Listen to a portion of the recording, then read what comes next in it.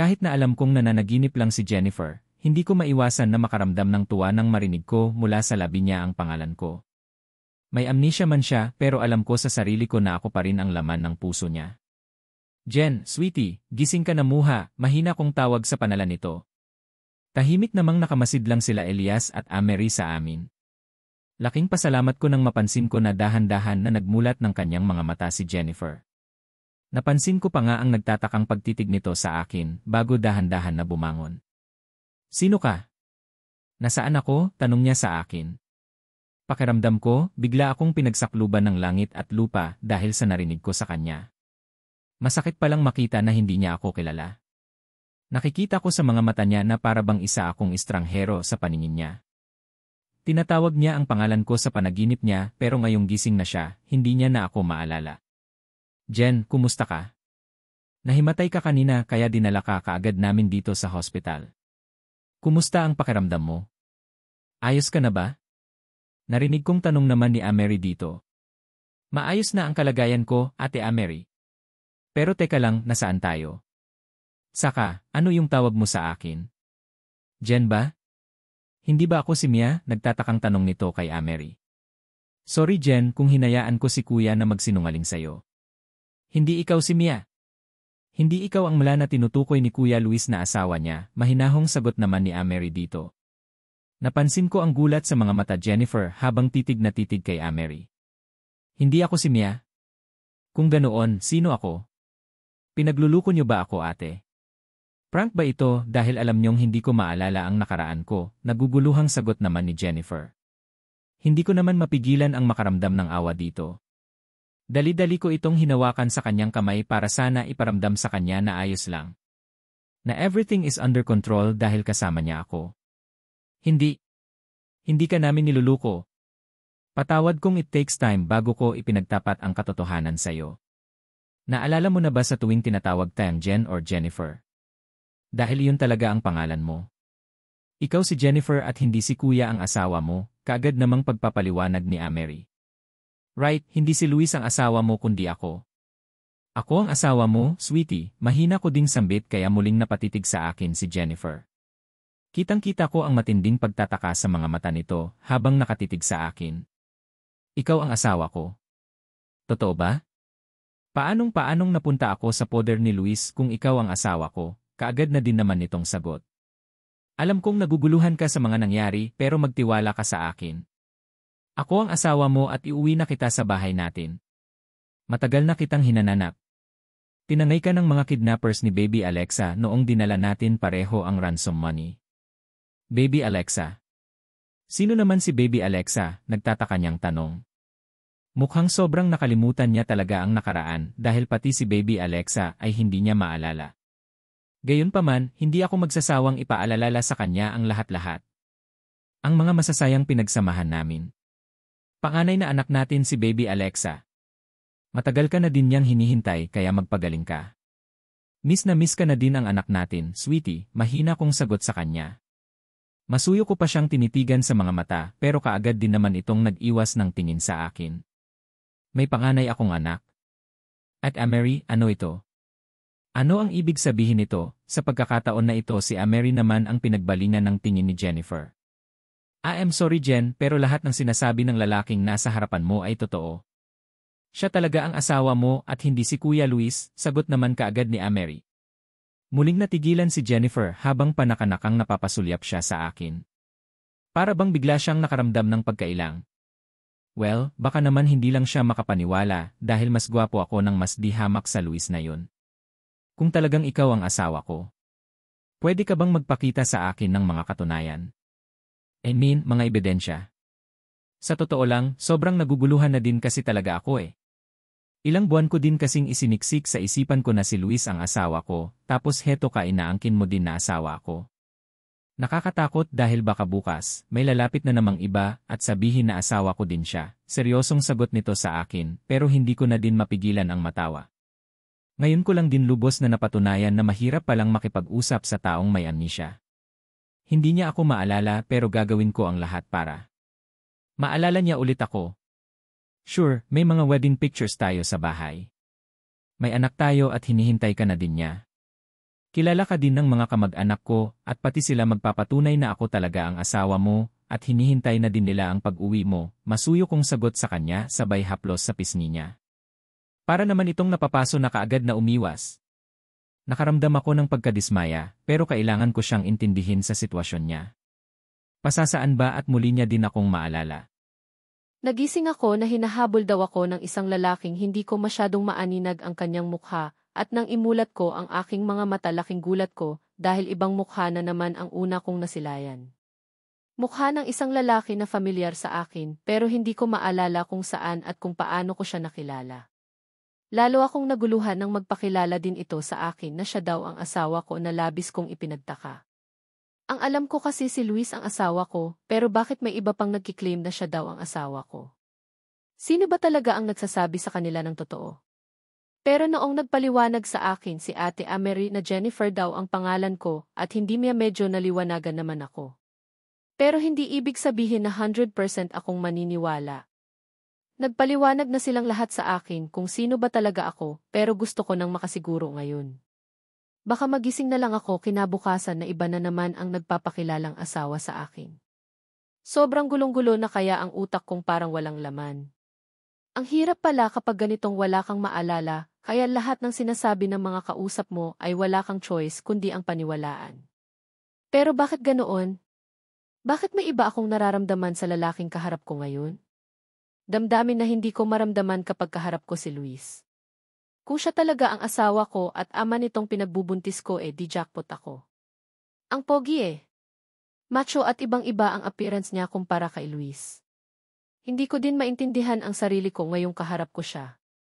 Ramdam ko kasi ang malakas na kabog ng dibdib ko, tapos kapag hinahawakan niya ako, may kakaiba akong nararamdaman sa sarili ko na hindi ko mawari. Hindi kaya totoong siya talaga ang asawa ko? Or baka naman masyado lang siyang gwapo kaya nakakaramdam akong pagkabalisa ngayong kaharap ko siya. Heist, sinabi niya na mga kidnappers daw ang dahilan kaya nangyayari ito. Na may anak daw kaming nakidnap kaya ako nawalay sa kanila. Ang speaking of anak, parang totoo yata iyon Sa naaalala ko kasi noong nakakonfine ako sa hospital ay may gatas na lumalabas sa pasas na pingko. Akala ko epekto lang ng gamot kaya hindi ko masyadong pinapasin dahil pagkatapos ng 2 linggo nawala din naman kaagad iyon tapos after 1 month na nakalabas ako ng hospital nalaman kong buntis ako. Well, kung totoong may anak kami, willing talaga akong sumama sa kanya. Gusto kong makita ang bata at maramdaman sa sarili kung talagang anak ko siya. Saka, kung talagang itong lalaking ito ang kaharap ko ngayon ay asawa ko talaga, baka ito na din ang chance para muling manumbalik ang alaala ko. Kabilin-bilinan ng doktor ko noon na kailangan ko daw mamasyal sa mga lugar na familiar sa mga mata ko dahil malaking tulong daw iyon para mabilis na manumbalik ang alaala ko. Kaya lang, ang bahay ni Luis ay para bang hindi familiar sa akin. Pati na din ang mga taong nakatira doon. Kahit nga si Luis, feeling ko hindi ko masyadong kilala May feeling ako na hindi naman talaga kami magkakilala. Na isa lamang siyang estranghero sa buhay ko. Dahil kailangan ko daw ng tamang pahinga at monitoring ang doktor, isinadjust ni Dofi Elias na manatili daw muna ako dito sa hospital kahit na 1 araw lang daw. Kaagad din namang pumayag ang asawa ko daw na si Elijah, basta masiguro lang ang kaligtasan namin ni baby. Tuluyan na ding nagpaalam si Ate Amery. Bago siya umalis, talagang kinonfirm niya sa akin na si Elijah daw talaga ang asawa ko. Nawala daw akong dapat na ipag-alala dahil nasa mabuting mga kamay na daw ako at iyon ay sa piling ng tunay kong asawa. Nang kami na lang dalawa ang naiwan ni Elijah dito sa loob ng hospital room, inalok kaagad ako nito ng pagkain na mabilis ko na ding sinang-ayunan. Kanina pa kaya ako nakakaramdam ng gutom. Bili ni Dosi, kailangan mong kumain para lumakas ka kaagad. Nakangiti pa nitong wika sa akin bago niya ako inalalayan na makasandal. Kailangan niya akong hawakan sa aking likod kaya naman nang muling dumaiti ang palad niya sa balat ko, ramdam ang parabang kuryente na parabang tumulay sa bawat himaymay ng aking ugat. May kakaiba akong nararamdaman kasabay ng malakas na tibok ng puso ko. Pagkatapos niya akong alalayan na makasandal ng maayos sa higaan ko, kinuha niya na ang pagkain at muling naupo sa tabi ko. Kaya ko naman kumain mag-isa kaya lang nag-offer siya na subuan daw ako at sino ba naman ako para tanggihan siya diba? Gusto kong maramdaman sa kanya kung siya ba talaga ang asawa ko. Gusto ko na. Ding manumbalik na ang alaala ko para naman hindi na ako mangangapa pa sa dilim. Unfair din kasi sa kanya kung habang buhay kong hindi siya maalala. Gusto ko din maalala kung paano ba nag-umpisa ang love story namin dahil ramdam ko naman sa kanya na para bang mahal niya ako. Are you sure busog ka na? May gusto ka pa bang kainin? Tell me, para maipa-deliver ka agad natin, masuyong wika ni Elijah sa akin pagkatapos kong maubos ang pagkain na nasa pingan. Hindi ko alam kung normal lang ba sa akin ang pagiging matakaw pero naubos ko talaga ang pagkain na unti-unti niyang isinusubo sa akin at ngayon nag-offer pa siya kung gusto ko pa raw ba. Naku, ayos na. Busog na ako, pilit ang ngiting sagot ko sa kanya. Ngayon ko lang lubos na na-realize na baka nga siya ang asawa ko. Para kasing kabisado niya ako at ang pagkain na pinakain niya sa akin ngayon lang ay gustong-gusto ko ang lasa. Nabangit niya sa akin na paborito ko daw iyon kaya siguro sobrang gana kong kumain. Elijah, pwede ba akong magtanong sa iyo? Kimi kong muling bigkas pagkatapos kong uminom ng tubig. Ngayong hindi pa nanumbalik ang memory ko parang mas gusto kong makilala siya para naman alam ko kung paano ko siya i-approach. Kay hirap naman kasi kung nangangapa ka at hindi mo masyadong kilala ang asawa mo. Sure, tell me. Pwede kang magtanong kahit na ano ang gusto mo, nakangiti nitong sagot sa akin. Unlike kanina na may mga kasama pa kami dito sa silid, kakaiba na ang attitude niya ngayon. Nagmumukha na kasi siyang mabait at mas naging sweet na din. Kumusta ako bilang asawa? Nahihiya kong tanong sa kanya. Napansin kong natawa ito habang titig na titig sa akin. Kumusta ka bilang asawa ko? Well, super lambing mo at super bait.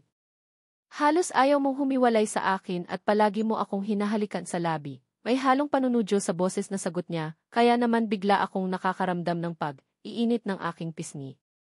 Ininuso niya pa ang labi niya na para bang sinasabi niya na halikan ko daw siya pero nahihiya naman ako gawin iyon. Iyon nga lang napansin niya marahil na wala akong plano na ibigay ang nais niya, kaya siya na mismo ang nagkusang idikit ang labi niya sa labi ko. Saglit lang naman pero ramdam ko ang kilig sa puso ko. Hey, halik lang na mula ka na kaagad, tudyo niya pa sa akin habang titig na titig sa mukha ko. Nakakaramdam ako ngayon ng pag-iinit ng aking pisngi sa hindi malamang dahilan. Well, malambing nga siguro akong asawa sa kanya dahil nabangit nga kanina ni Dolphy Elias na wala pa nga daw 1 taon ang anak namin itong si Elijah at masusundan ka agad. Baka nga daw maging kasing birthday pa ng anak naming panganay itong kambal na isisilang ko pa lang. Talaga? Ganoon ako noon, alanganin kong sagot sa kanya pagkatapos kong mapakalma ang puso ko sa nararamdamang kilig. Sunod-sunod naman ang ginawa niyang pagtango. And may isa pa pala sweet. Muling wika niya. Ano pa, sagot ko naman. Masyado kang selosa noon. Inaaway mo lahat ng mga babaeng nagpapakita ng pagkagusto sa akin. Sinasabunutan mo at pinapahiya mo kahit na maraming tao, muli niyang bigkas. Kaagad namang namilog ang mga mata ko sa gulat. Wala sa sariling napakamot ako ng aking ulo. Hindi ko alam kung maniniwala ba ako sa sinasabi niya or hindi pero parang seryoso naman siya. Ibig bang sabihin, selosa akong asawa sa kanya noon? Mabuti at hindi niya ako hiniwalayan? Para kasing sobrang toxic naman ang ugali ko sa ginawa niyang paglalarawan ngayon. Hindi nga. Totoo ba? Hindi ba natin pinag-aawayan ang ganoong pag-ugali ko? Hindi ka ba nagagalit sa akin, nahihiyang sagot ko sa kanya? Nil and never. Kinikilig pa nga ako. Sa tuwing nakikita ko kasing nagsiselos ko, mas lalo kong nararamdaman na mahal mo pala ako, at mas lalo ka ding naging kaakit-akit sa paningin ko, kaagad niya din namang sagot sa akin na sinabayan niya pa ng pagkindat. Talaga? Ayos lang sa iyo namang away ako ng mga malanding babae. Mahinang tanong ko sa kanya. Abat pambihira, masama ba ang ugali ko noon? Nako, pangalawang buhay ko na ito ngayon at kailangan ko na yatang magbago. Full support ako sa iyo tungkol sa bagay na iyan, sweetie, nakangiti niyang sagot sa akin, sabay hawak niya sa kamay ko. Naramdaman ko na naman ang biglang pagsalakay ng kabog ng dibdib ko. Feeling ko tuloy ngayon para akong isang teenager na nahawakan ng kanyang crush. Basta, kakaiba ang nararamdaman ko ngayon. Mahirap i-explain. Thank you. Sana bumalik na ang alaala ko para naman ma-verify ko din kung totoo ba iyang kwento mo sa akin. Nakaingos kong sagot sa kanya, kaya naman malakas siyang natawa. Wala tuloy sa sariling napatitig ako sa kanya. Ang cute niya kasing tumawa eh. Para bang lahat ng mga buwan na hindi kami nagkasama ay napunan na dahil sa tawa niyang ito. Kay sarap sa pandinig at iba yung saya din ang nararamdaman ng puso ko ngayong nakikita ko siyang masaya. Para bang sobrang saya ko na never kong naramdaman noong una kong nalaman na si Luis ang asawa ko.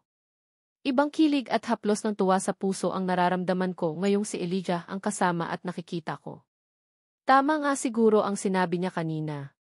Nagmamahalan kaming dalawa at nagkawala ilang kami dahil sa insidente ng pangingidnap. Nako, kung sino man ang lintik ng kumidnap sa anak ko, hintayin lang nila na bumalik ang memorya ko. Baka kasi nakita ko ang mga pagmumukha nila dahil nabangit ni Elijah na pagkatapos ko daw ibinigay ang ransom money basta na lang akong tinangay ng mga ito. Mabilis na lumipas ang mga oras. Sa wakas, binigyan na din kami ng go signal ng aking doktor na pwede na daw akong lumabas ng hospital. Excited akong nagyaya kay Elijah na uwi na kami. Gusto ko na kasing masilayan ang baby namin. Pagka-uwi namin ng bahay, isang mainit na pagsalubong ang natangap ko mula sa mga kasambahay, mga guards at kung sino-sino pang nadatnan namin dito sa bahay. Kaagad akong nagyaya kay Elijah na pumanhik ng nursery room dahil gusto ko nang makita so baby Alexa. Pagdating sa nursery room, pigil ko ang sarili ko na maluha habang pinagmamstan ko ang batang nasa harap ko. Walang duda, anak ko nga ang batang nasa harap ko. Siya ang panganay naming anak ni Elijah. Si baby Alexa. Look at her. Hindi ba't kamukhang-kamukha natin siya? Kay tagal ka naming hinintay at ngayong nandito ka na, hindi ko nahahayaan pa na muli kang mawalay sa amin, mahinang wika ni Elijah. Nasa likuran ko siya habang nakatunghay naman ako sa batang natutulog. Parang gusto ko na tuloy magtampo sa sarili ko. Bakit ba kailangan kong mawalan ng alaala? Pati tuloy anak ko nakalimutan ko na. Grabe naman magbiro ang tadhana. Imagine, sobrang baby niya pa noong nawalay ako sa kanya and naka-breastfeed pala siya sa akin. Ni hindi ko man lang siya naalagaan ng husto. Ang kaninang luha na pinipigian kong kumawala mula sa aking mga mata ay tuluyan ng naglandas sa aking pisngi. Hindi ko na din napigilan pa ang aking emosyon at impit na din akong napahikbi. Naramdaman ko naman ang kaagad na paghagod ni Elijah sa likuran ko. Gusto niya akong pakalmahin pero hindi ko talaga kaya. Feel na feel ko ang sakit na nararamdaman ng puso ko. Kawawa naman ang baby ko. Hindi ko siya naalagaan ng maayos. Feeling ko tuloy nagkulang ako sa pagiging ina ko sa kanya, umiiyak kong sambit. Kaagad ko namang naramdaman ang pagyakap ni Elijah mula sa likuran ko. Hindi mo kagustuhan ang mga nangyari, kaya huwag mong sisihin ang sarili mo. Biktima lang tayo ng mga taong halang ang kaluluwa na umaasa sa maling paraan para kumita ng pera, seryoso niyang sagot sa akin. Nahuli ba sila? Naparusahan ba ang mga kidnappers na iyon? Kaagad ko ding tanong sa kanya. Kung sakaling nahuli man ang mga kidnappers at nasa kulungan na parang gusto ko silang puntahan at balatan ng buhay. Nakakagalit ang ginawa nila sa amin. Hindi pa pero huwag kang mag-alala, hindi kami tumitigil sa pagtugis sa kanila at darating din ang araw na mahuhuli din sila, seryosong sagot niya sa akin. Wala sa sariling mabiis akong napapihit paharap sa kanya dahil hindi ako natutuwa sa ibinalita niya sa akin. Hindi pa nahuli ang mga kidnappers. Ang bagal naman nila. Ilang buwan na ang lumipas at nasa laya pa rin ang mga taong iyon. Hindi pa? Bakit? Hindi ko mapigilan ang inis sa boses na tanong ko sa kanya. Siguro, ito talaga ang normal na pag-ugali meron ako. Marunong din pala akong magalit dahil iyan ang nararamdaman ng puso ko ngayon. Maaring ang iba sa kanila ay patay na kaya kahirap kumuha ng lead, seryosong sagot niya sa akin. Hindi ko maintindihan ang ibig niyang sabihin kaya naman muli akong napatanong. Patay na ang iba sa kanila? Paano mo naman nasabi iyon? Dahil noong tinangay kanila, bumanga sa puno ang sasakyan na ginamit nila. Bago sumabog ang kotse, nailigtas ka ni Luis Delgado at naiwan ang dalawang kasama mo sa loob ng sasakyan. Hindi na sila makilala dahil sunog na sila at iniisip namin ngayon na baka ang dalawang iyon ay ang kasama sa mga taong kumidnap kay baby Alexa at tumangay din sa iyo. Seryosong paliwanag niya sa akin. Kung ganoon, kailangan nga talagang bumalik ang alaala ko para matukoy ko kung sino ang mga kumidnap kay baby Alexa at sa akin, seryosong tanong ko sa kanya. Nakangiti naman siyang tumango. Yes, kailangang bumalik ang alaala mo. Pero kapag hindi naman, ayos lang din naman sa akin. Walang mas mahalaga sa akin ngayon kundi ikaw. Buong pagsuyo na bigkas niya sa akin, sabay punas niya sa luha na nasa aking pisngi.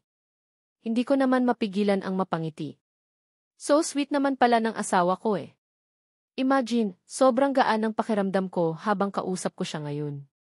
Wala nang marami pang tanong dahil ramdam na ng puso ko ngayon na I am finally home.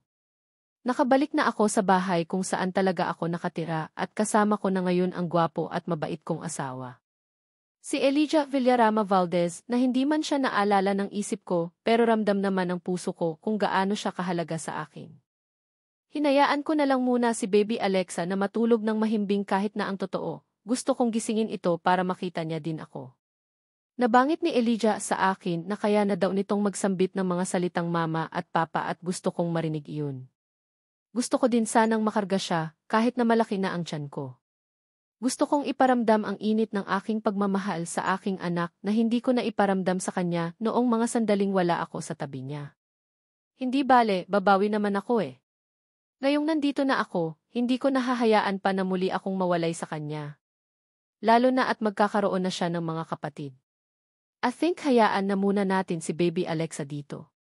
Don't worry, may nagbabantay sa kanya dito sa nursery room at well-monitored din naman ng TIS ang buong paligid ng bahay. Narinig kong sambit ni Elijah at naramdaman ko na lang ang muling pagyapos niya mula sa likuran ko kasabay ng pagpatong ng kanyang mukha sa balikat ko.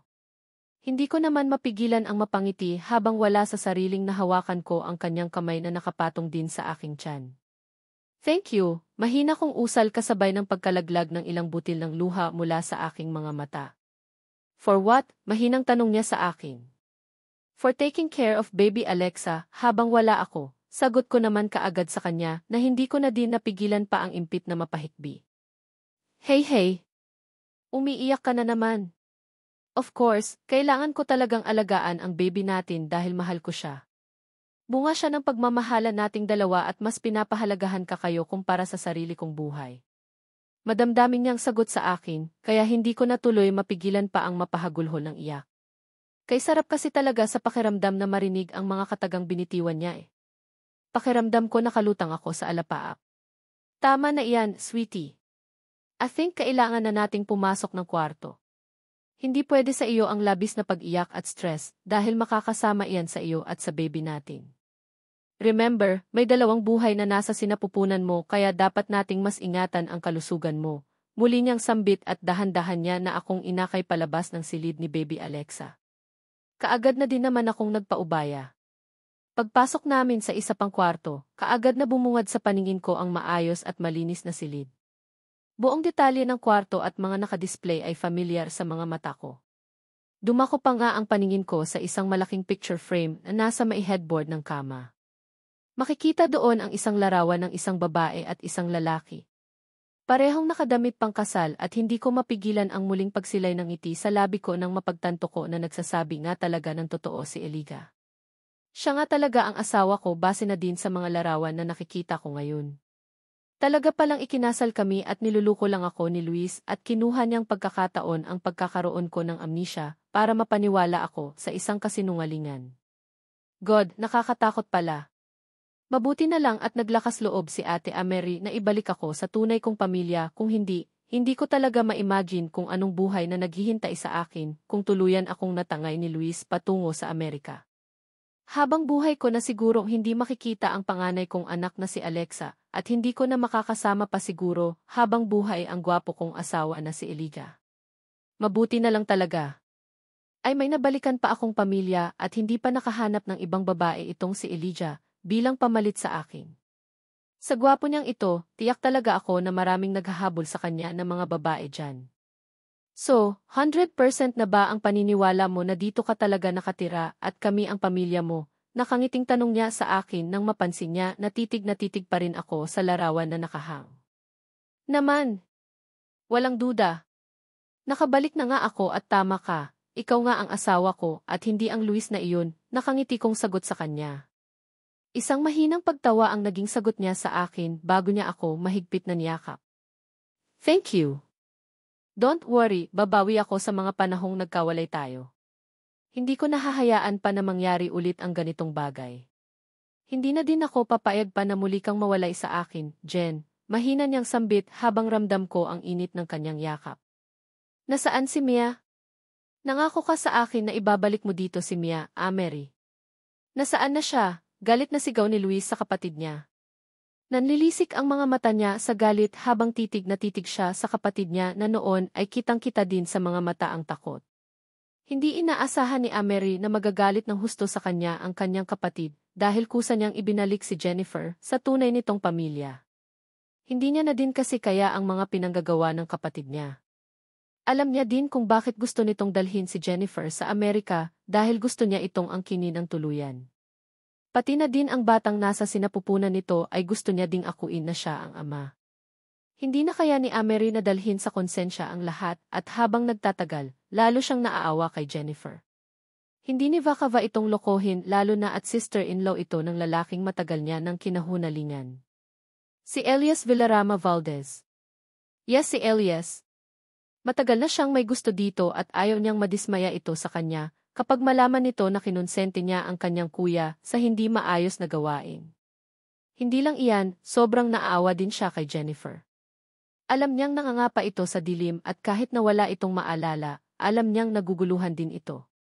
Kuya, please tama na. Hindi siya si Mia, si Jennifer siya. Ang asawa ni Elijah Villarama Valdez. Huwag niyo naman sanang ipilit ang gusto niyo.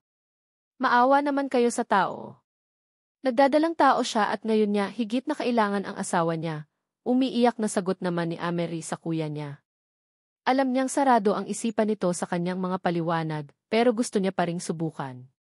Pasasaan ba at matatangap din nito ang katotohanan na patay na si Mia? Hindi na babalik ang dati. Nitong asawa na labis niyang minahal. Hindi. Nagbalik si Mia at hindi ako papayag na basta niya na lang akong iiwan. Hindi ako papayag, galit na sigaw ni Luis na halos dumagundong iyon sa bawat sulok ng bahay. Kasalanan mo ito eh. Kung hindi ka sana naging pakialamera nasa Amerika na sana kami ngayon. Masaya na sana kami ngayon na nagsasama, galit na muling sigaw ni Luis sabay duro niya kay Mary. Tanging pag-iyak na lang ang nagawa nito dahil sa sobrang sakit na nararamdaman. Hindi niya akalain na magagalit ng ganito sa kanya ang kuya niya. Hindi niya din akalain na makakarinig siya ng hindi magandang salita mula dito. Kapag hindi mo maibalik si Mia sa bahay na ito, ora mismo, kalimutan mo nang may kapatid ka pa. Itatakwil kita dahil wala kang kwenta, muli nitong bigkas na labis na ikinagulat ni Mary. Kuya din. Huwag mo naman itong gawin sa akin. Nakalimutan mo na ba? Tayo ang magkakampi sa lahat ng oras. Huwag mo naman itong gawin sa akin. Umiiyak na bigkas ni Mary pero parang biglang naging bingi ang kapatid niya. Mabiis nitong pinagulong ang wheelchair paalis at bago ito tuluyang nakalayo, muli itong nag-iwan ng huling kataga. Kapag hindi mo maibalik si Mia dito sa bahay bukas na bukas din, mabuti pang umalis ka na sa poder ko. Hindi ko kailangan ang kapatid na walang utang na loob, huli nitong bigkas bago tuluyang lumayo. Naiwan naman si Mary na hindi na napigilan ang tuloy-tuloy na pagdaloy ang luha sa kanyang mga mata. Hindi niya inaasahan na ang kaisa-isang tao na naging kakampi niya simula noong bata pa siya ay tuluyan na siyang itatakwili dahil sa pagiging makitid ng isipan nito. Pero hindi. Hindi niya susundin ang kuya niya. Paninindigan niya ang kung ano man ang nagawa niya. Kung kinakailangan na aalis siya sa poder nito, gagawin niya. At least alam niya sa sarili niya na nakagawa siya ng kabutihan kay Jennifer pati na din sa magiging anak nito.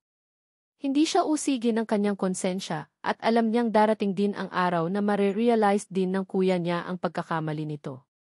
Sa naisip na iyon ni Mary, laglag ang balikat niya na naglakad siya patungo sa kanyang silid. Kumuha siya ng medyo may katamtamang laki ng luggage at pumasok sa loob ng kanyang walk-in closet para mag-impake. Hindi niya nahihintayin pa na tuluyan siyang palayasin ng kuya niya. Kusa na siyang aalis dahil hindi niya ito susundin. Hindi niya nahahayaan pang bumalik si Jennifer sa piling nito dahil sobrang unfair iyon sa panig ni Jen, pati na din sa asawa at mga anak nito. Pagkatapos mag-impact ni Mary, kaagad na din niyang hinila ang kanyang luggage palabas ng kanyang silid. Wala na siyang lugar sa pamamahay ng kuya niya kaya kusa na siyang aalis. Pagkalabas niya ng kanyang sealed, sakto naman na palabas ang kanyang kuya sa loob ng kwarto nito habang nakaupo sa kanyang high-tech na wheelchair.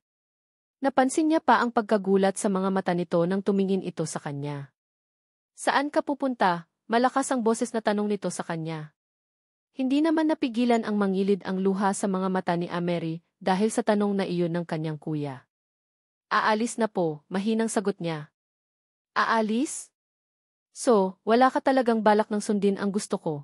Galit na tanong ni Luis sa kapatid niya. Gustong sumabog ang puso niya sa pinaghalong pagkadismaya. Bakit nangyayari ito?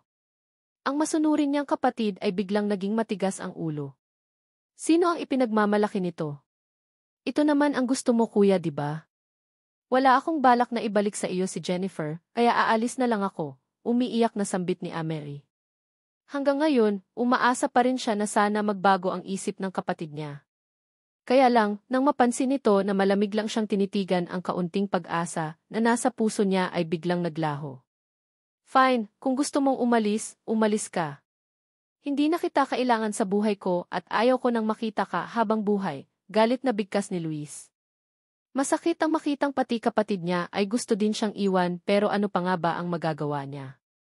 People change at kailangan niyang pakawalan ang mga taong gusto siyang lisanin. Tutal naman, masasanay din siyang mag-isa. But, before that ayaw na ayaw kong magdala ka ng kahit na isang gamit mo. Nakalimutan mo na ba lahat ng meron ka ngayon ay galing sa akin, kaya wala kang karapatang na mabitbit ng kahit na ano maliban lang sa sarili mo. Diretasahan at walang paligoy-ligoy na muling bigkas ni Luis.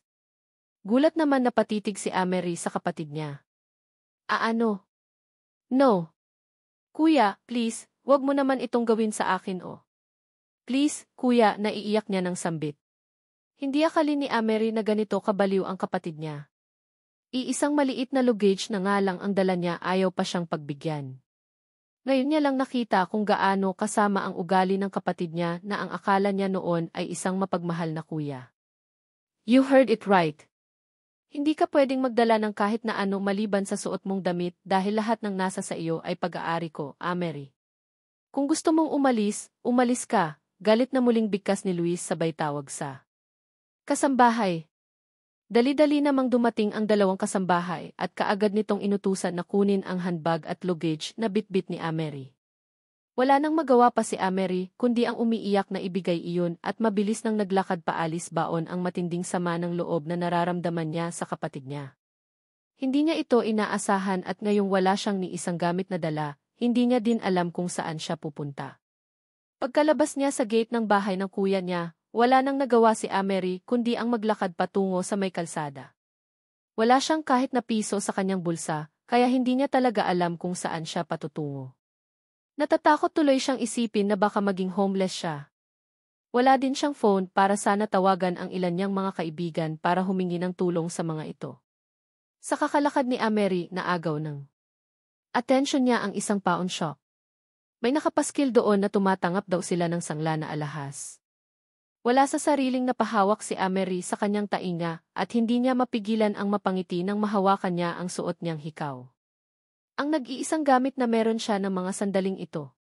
Dali-dali niya itong hinubad at naglakad papasok sa loob ng nasabing pawn shop. Good morning ma'am, bati naman kaagad ng guard nang tuluyan nang makapasok si Amerie sa loob ng pawn shop. Dahil wala namang ibang customer, pinadiretso siya ng guard sa isang maliit na window at muli siyang binati ng staff na naroroon. Naging mabilis naman ang proseso ng pagsasanla. Iyon nga lang, wala pang 10,000 ang presyo ng hikaw niya, kaya wala talaga siyang choice, kundi ang mag-isip ng paraan kung paano niya maitaguyod ang buhay niya ngayong wala na siya sa poder ng kanyang kuya. Hanggang sa maalala niya si Elias. Yes, si Elias na lang ang makakatulong sa kanya, kaya naman kahit na nahihiya, wala siyang choice kundi ang puntahan ito sa hospital na pag-aari nito. Dahil nga pinalayas ako ni kuya sa bahay namin, no choice ako kundi ang isang laang kahuli-hulihang alahas na meron ako at sumakay ng jeep patungo sa hospital na pag-aari ni Elias Valdez. Sa ngayon, alam ko sa sarili ko na wala na talaga akong choice. Isa akong doktor pero hindi ko dala ang mga IDs pati na din ang aking license dahil pinaiwan din iyon ni kuya. Hindi ako pwedeng mag-apply sa ibang hospital kung wala ako noon. Shareholder si kuya sa hospital na pinapasukan ko ngayon at kailangan kong sanayin ang sarili ko na lumayo mula sa galamay niya para maiwasan ko ang kanyang galit. Ibig sabihin, simula ngayong araw, wala na din akong trabaho na babalikan. Heist, kung bakit naman kasi baliw na baliw siya kay Jennifer. Magkamukha si Jennifer at Mia pero ang layo naman ng ugali ni Jennifer kay Mia. Noong nabubuhay pa ang Mia na iyon, salbahe din iyon samantalang si Jennifer ay sobrang bait kahit na may amnesia. Hindi niya alam kung saan siya pupulutin ng tadhana pero kailangan niyang magpakatatag. Hindi siya pwedeng sumuko sa buhay ng ganoon-ganoon na lang. Pagdating sa nasabing hospital, mabilis na din akong lumapit sa information. Mabuti na lang at namukhaan ko ng babaeng nasa information area at sinabi niya kaagad sa akin kung nasaan ang opisina ni Elias. Dahil siya ang may-ari ng hospital na ito, nasa top floor daw. Tinuruan niya pa ako sa direksyon na tatahakin ko na labis kong ipinagpasalamat. Dali-dali akong naglakad patungo doon. Gumamit na lang ako ng elevator para mas mabilis at pagdating ng top floor, sumalubong sa akin ang nakakabinging katahimikan. Mas advance ang hospital na pag-aari ni Elias kumpara sa hospital na pinagtatrabahoan ko. Opisina pa lang ng mga board of directors ang gaganda na base na din sa nakikita ko. Dahil siguro lunchtime, wala akong ibang nakasalubong kundi ang dalawang cleaner. Kaagad kong tinanong sa kanila ang office ni Mr. Elias Valdez at itinuro din naman nila kaagad sa akin iyon. Pagdating daw sa dulo, liko sa kanan tapos iyon na. Sinunod ko ang nasabing direksyon at hindi ko pa nga mapigilan ang mapangiti nang tumapad sa paningin ang opisina ni Elias. Bahagyang nakaawang iyon kaya diretso na akong sumilit sa loob at ganoon na lang ang panlalaki ng mga mata ko nang may narinig akong kakaibang ingay. Oh, Duff! Gosh, ang sarap mo talaga. Ang laki niyan, Duff. Sige paug, isa, sambit ng kung sino mula sa loob kaya naman mas lalo ko pang pinag-igihan ang pagsilip at kaagad na nanlaki ang mga mata ko sa gulat ng sumalubong sa paningin ko ang dalawang nilalang na abala sa paglalampungan. Nagkalat ang mga puting damit sa sahig samantalang abala naman ang dalawa sa makamundo nilang ginagawa. Nakatuwad ang babae sa malamig na sahig ng opisina samantalang nasa likuran naman nito si Elias na kinakabayuhan ang kapartner niya. Hindi ko tuloy mapigilan ang mapatakip sa aking bibig sa sobrang gulat. Pakiramdam ko, bigla akong pinagsakluban ng langit at lupa sa aking nasaksihan. Bumilis ang tibok ng puso ko kasabay ng sabay ng pag-ungo ng dalawa. Pak! Slot! Lalaspagin kita sa mga kamay kong malandi ka. Pakyu, malutong na mura ni Elias habang abala ito sa kakaatras abante sa likuran ng babae. Hindi pa ito nakontento at bigla niya nalang binuhat ang babaeng kaniig niya at basta nalang isinalya sa ibabaw ng office table habang nakatarak pa sa babae ang mahaba at malaki nitong alaga. Hindi ko natuloy mapigilan ang mapalunok ng sarili kong laway sa nasaksihan. Doktor din ako at maraming beses na akong nakakita ng ari ng lalaking pasyente pero bakit parang kakaiba ang ari nitong si Elias? Bakit parang sobrang laki at haba naman yata na nagpatirik sa mga mata ng kaniig nito? Aham, Elias. Ang laki niyan. Masakit. Masarap. Sige pa. Laspagin mo ako. Halos pasigaw na bigkas ng babaeng kaniig nito. Hindi ko tuloy mapigilan ang mapangiwi. Ano daw? Baliw ba siya? Supposed to be aalis na ako dahil masama ang manilip kaya lang ng mga sandaling ito, talagang kinain din ako ng matinding kuryosidad. Shit, bakit ang tagal nilang matapos? Kanina pa sila sa katanghaling tapat. Wala ba silang planong kumain ng lunch? Bitch! Ang sarap mo pala. Malapit na ako, narinig kong sambit ni Elias at kaagad na namilog ang mga ko sa gulat nang bigla niya lang hugutin ang mahaba niyang alaga mula sa perlas ng silangan ng babaeng kaniig nito. Pinaluhod niya ang babae sa harap niya, kasabay ng pagtarak ng matigas niya pang alaga sa bibig nito habang walang habas na nag-atras abante. Naririnig ko pa na para bang nabibilaukan ang babae at para ding kinakapos na sa paghinga pero no care si Elias. Patuloy lang siya sa pagkantot sa bunganga ng babae hanggang sa nakita ko ang pagtulo ng laway mula sa bibig ng kaniig nito kasama ang sperm ni Elias. Sa nasaksihan ko, bigla akong nakaramdam ng panghihina at bago pa ako mahimatay, dahan-dahan na akong umatras at tulalang naglakad paalis. Feeling ko, ako iyong nahirapan sa pinanggagawa nitong si Elias sa babaeng kaniig niya Pati yata tuhod ko biglang nawala ng lakas, kaya wala sa sariling dahan-daan akong napaupo sa upuan na nasa gilid lang din ng hallway habang tulala pa rin na nakatitig sa kawalan. By Doth. Sa ulitin, naulinigan ko pang sambit ng boses ng isang babae pero parang dumaan lamang iyon sa pandinig ko. Hindi pa rin kasi ako nakakabawi sa matinding pagkabigla at para pa rin akong lutang na tagus-tagusan ang tingin sa kung saan. Pambihira, iniiwasan kong makipanood ng corn movies, kasama ang niga-classmates ko noong college pa ako pero ngayon wala akong ligtas. Daig ko pa ang nanood ng rated Des na pelikula sa nakita ko kanina. Pero teka lang, ganoon ba talaga kalaki ang anakonda nitong si Elias? Ngayon pa lang parang gusto ko na yatang umatras. Parang ayaw ko nang magkagusto sa kanya at parang ayaw ko na din humingi ng tulong sa kanya. Baka pati ako mabiktima ng anakonda niya eh. Isa pa, playboy ang loko. Akalain mo, nagawa niyang makipagsik sa mismong opisina niya at hindi man lang dino-double check kung bukas ang pintuan. Nakita ko tuloy ang hindi dapat makita. Hey Amery! Ikaw ba iyan? Hindi ko mapigilan ang mapapitlag sa gulat nang biglang may nagsalita sa tagiliran ko. Tulalang napabaling ako ng tingin at nang makita ko ang seryosong hitsura ni Elias, wala sa sariling dali-dali akong napatayo na siyang dahilan kaya natangal ang kamay niyang nakahawak sa aking braso. Elias, hi, kinakabahan kong bigkas at pasimpleng pinunasan ko ang braso ko na hinawakan niya kani-kanina lang gamit ang aking kamay.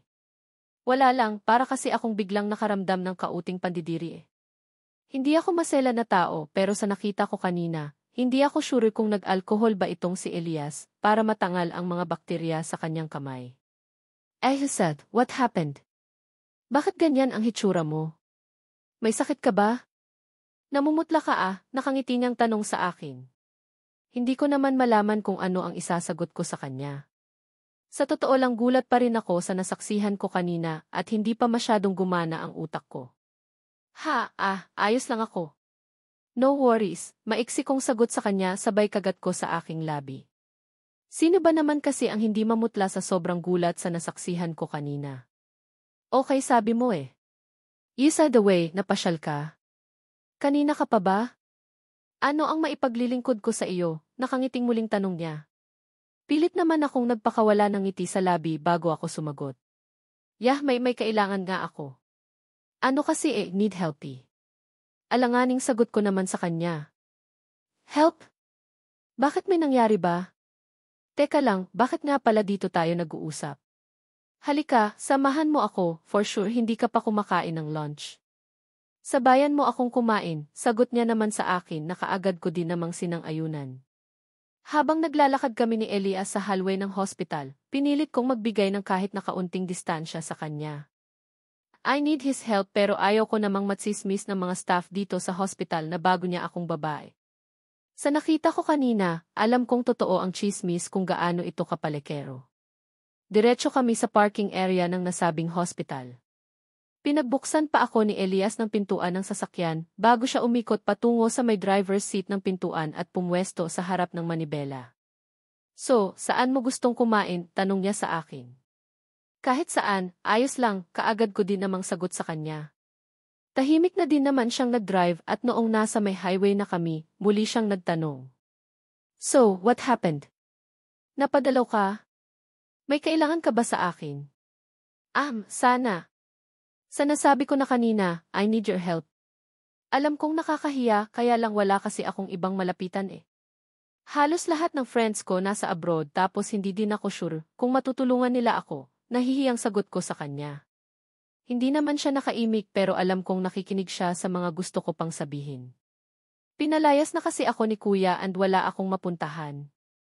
Wala akong kahit na anong gamit at kahit nga identification card, wala akong dala nahihiya kong bigkas. Napansin kong natigilan ito kasabay ng pagkabig niya sa manibela, patungo sa gilid ng kalsada at tuluyang huminto. What? Pinalayas ka ng kuya mo? Seryosong tanong niya. Dahil kay Jennifer. Gusto niyang ibalik ko si Jennifer sa bahay namin, sagot ko din naman kaagad sa kanya. What? As in? Gago ba iyang kuya mo? Ano ang tingin niya sa asawa ng kakambal ko, isang manika na pwede niyang agawin dahil gusto niya, Nahihimigan ko ang matinding pagkadismaya sa boses ni Elias, habang sinasabi ang katagang iyon kaya naman lalo akong nakaramdam ng hiya. Don't worry, since sobrang laki ng naitulong mo sa pamilya namin, ako ang bahala sa iyo. I will take the full responsibility at hindi kita pababayaan. Katagang namutawi sa labi niya na nagpagaan ng kalooban ko. Sabi ko na nga ba mabait naman itong si Elias kahit na medyo may pagkapalekero.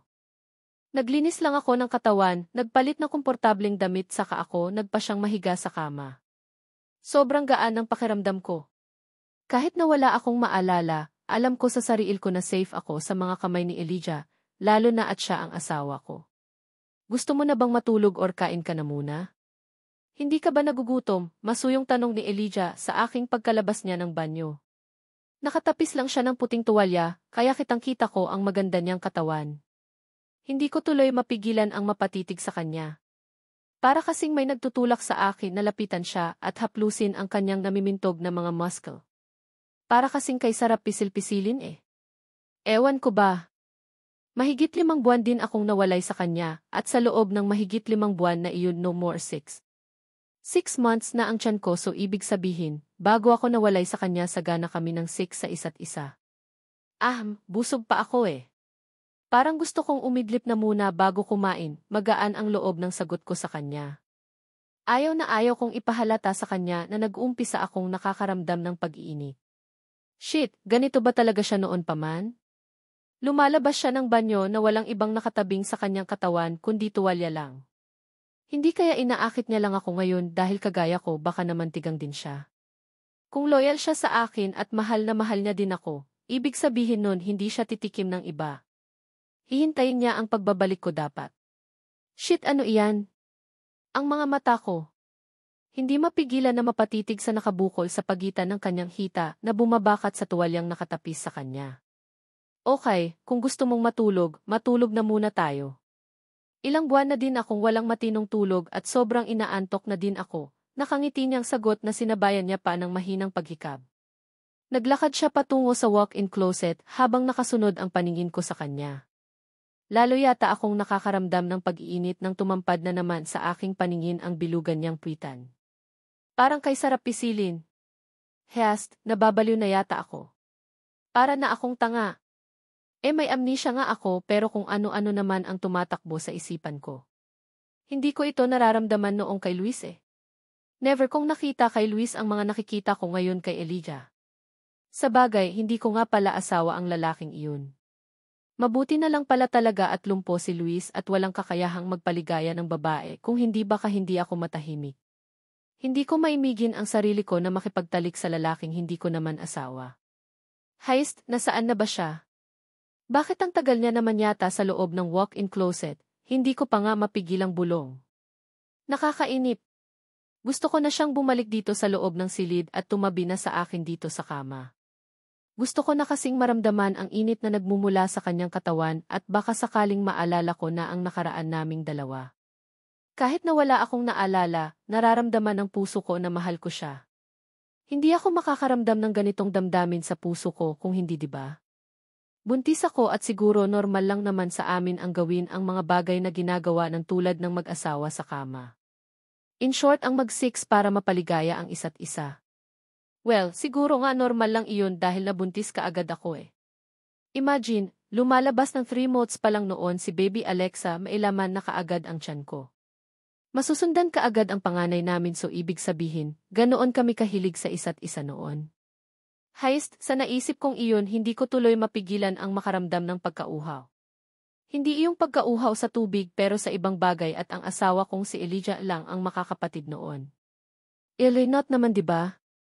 Memory ko lang ang nawala sa akin pero hindi ang init ng katawan nararamdaman ko ngayon. Hihihihi. Kaya lang, 6 months pregnant ako at kaya ko pa bang makipag-loving sa kanya? Noong buntis ako sa panganay namin, nag-6 din ba kami kahit na malaki na ang tiyan ko? Pwede kaya iyon? Naku naman. Ang laking disadvantage kapag walang maalala. Ang daming katanungan na naglalaro sa isipan ko na mahirap sagutin. Hindi naman pwedeng itanong ko ito kay Elijah at baka kung ano ang isipin niya sa akin. Kahit naman mag-asawa kami, kailangan ko pa rin maging sensitibo sa mga ganitong usapin. Hey, akala ko ba matutulog ka na? Bakit gising ka pa? Kaagad na napabaling ang tingin ko kay Elijah nang muli siyang nagsalita. Hindi ko na malayan ang paglabas niyang muli sa loob ng walk-in closet dahil sa lalim ng iniisip ko. Iyon nga lang, lalo yatang nagulo ang sistema ko nang matitigan siya ngayon. Sa tingal-tagal niya sa loob ng walk-in closet para magbihis, nakalimutan niya yatang magsuot ng salawal at t-shirt. Paano ba naman kasi, naka-boxer shorts lang siya ngayon habang nag-uumpisa ng sumampa sa kama at tumabi sa akin. Lalo tuloy akong nakaramdam ng pag-iinit ng aking katawan.